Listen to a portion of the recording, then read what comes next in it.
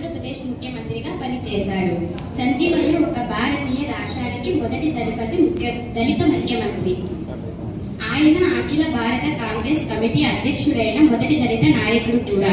ఆయన జూన్ 9, 1964 నుండి జనవరి 24, 1966 వరకు 66 మధ్య లాల్ బహదూర్ శాస్త్రి ప్రభుత్వంలో కార్మిక మరియు ఉపాధి మంత్రిగా పనిచేశాడు.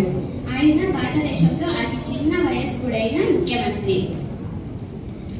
ముఖ్యమంత్రిగా ఎన్నికయ్యాక సంజీవయ్య గారు మొదటిసారి తన తల్లి సుంకలమ్మ గారిని కలవడానికి వెళ్ళినప్పుడు తిరిగి వస్తూ 100 రూపాయలు ఆమె చేతిలో పెట్టారు.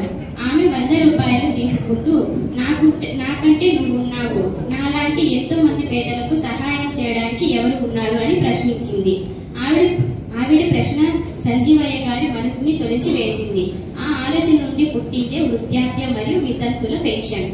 అవినీతి నిరోధక బ్యూరో ఏసీబీ కార్యాలయాన్ని ప్రవేశపెట్టారు. కర్నూలు జిల్లాలోని గాజులదివ్వే, వంశధార, పులిచింత, ఆత్మకూరు సమీపంలో వరదరాజుల స్వామి ప్రాజెక్టు వంటి నీటిపారుదల ప్రాజెక్టులను పూర్తి చేశారు.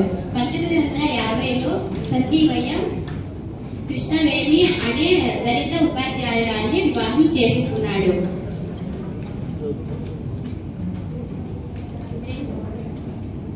ఇండియా పోస్ట్ 2008 ఫిబ్రవరి 14వ తేదీన అతని గౌరవార్థం 5 రూపాయల స్మారక తపాలా బిళ్లను విడుదల చేసింది. విశాఖపట్నంలో దామోదర సంజీవయ్య జాతీయ న్యాయ విశ్వవిద్యాలయానికి ఆయన గౌరవార్థం పేరు పెట్టబడింది. హైదరాబాద్లోని హుస్సేన్ సాగర్ ఒడ్డున ఉన్న ఉద్యానవనానికి సంజీవయ్య ఉద్యానవనం అని పేరు పెట్టబడింది. ఆయన సమాధి కూడా అక్కడే ఉంది. నిజాయితీకి మారు పేరు నిస్వార్థమైన త్యాగజీవి సంజీవయ్య గారు.